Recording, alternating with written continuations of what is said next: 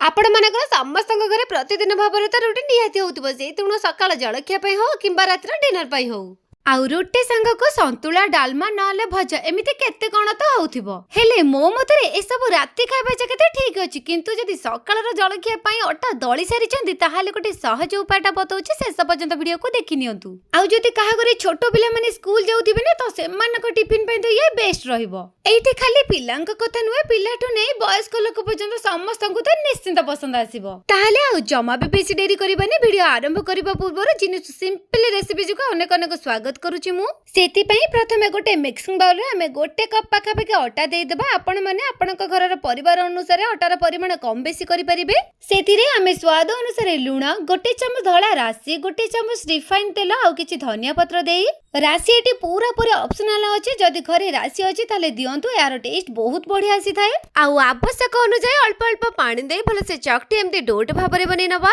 आपण मानको एठी डोटी को बेसी सॉफ्ट किबा हार्ड बनेबार नै आपण माने जेमती प्रतिदिन रुटी पई बनौछन ठीक सेमिति ही बनेबे आउ किछि समय पई कवर करी रेस्ट पई छाडी दबा ता भीतर मु एठी गैस रे पैन बसै नै छी पैन एठी भले से गरम हे सारी छी एबे सेथरे हमें गोटे रे 2 चम्मच रिफाइन तेल दबा आउ सेथरे किछि कटा पियाज कंचा लंका टमाटो भृसंग पत्र आउ सेथरे हमें स्वाद अनुसार लूण हळदी लंका गुंड धनिया पाउडर ए सब को देई भले से गोटे थरा पई भाजी नबा मु याको पूरा पूरी कम मसला रे बनौछे जदि आपण मानको अलगा किछि मसला पसंद तला ऐड करि नियंतु नहले एतिकी मसला रे भी यार टेस्ट बहुत बढ़िया आसी थाए शेषरे गोटे रे 2 चम्मच मु बेसन ऐड करि नउची या द्वारा यार टेस्ट आ टेक्सचर दुईटा जको बहुत बढ़िया आसी थाए आउ हां एठी बेसनटा पूरा पूरी ऑप्शनल अछि जदि खाउछंती पकांतु नहले पूरा पूरी स्किप करि दियंतु शेषरे किछि धनिया पत्र को ऐड करि नियंतु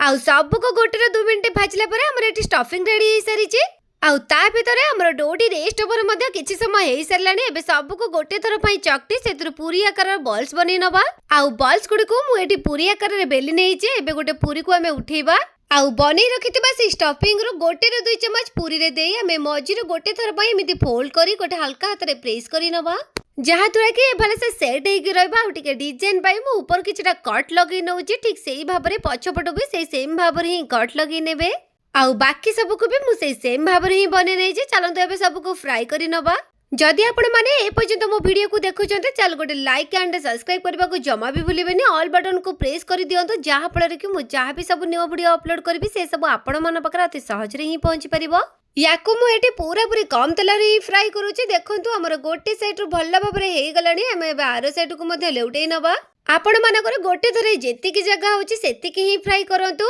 आउ हां गैस को जमा भी हाई करिबे रे आरंभ रो शेष पर्यंत लो टू मीडियम ही रखिबे ता भीतर जळकियार कलर चेंज हे गलानी देखंतु हमर एठी सब को गोल्डन ब्राउन हे गलानी माने हमर एठी भलो से फ्राई भी हे गलानी चलंतु एबे सब को गोटे प्लेट को बाहर करि नबा आपण मानको एठी देखिले लागुथिबो कि एटा बनेबाटा बहुत कष्ट देखिबा को गले सेमिति जमा भी कष्ट न आपण माने जेमति रुटी प्रतिदिन भाबरे बनौछथि सेति की समय रे एटा बनि कि रेडी हे जिवो आ जदि मो कथा आपण मानको एठी विश्वास होने तले आपण माने निजे ही थरे ट्राई करिकि देखंतु आपण माने एठी देखिले अनुमान करि पारुथिबे हमर जळखियाटा केते टेस्टी बनिथिबो आ लुक्स वाइज भी केते बढ़िया देखा जाउची देखंतु आ याकू आपण माने बिना कोनोसे चटनी तरकारी सहित मध्ये खाइ परिबे आ भीतर भी केमती बनेचे सेटा भी मु आपण मानको देखि दउची जेमती कि मु आपण मानको आगरु भी कहितली घरे ई जळखिया समस्त को निश्चिंत पसंद आसीबो त गोटे थर मो मतरे ट्राई करिकि देखंतु आउ जदि आपण मानको ए वीडियो टिके भल लागिते लाइक शेयर सब्सक्राइब करबा को जमा भी भूलिबेनी रहउची नमस्कार पुणी देखाबा आगामी नुवा वीडियो रे।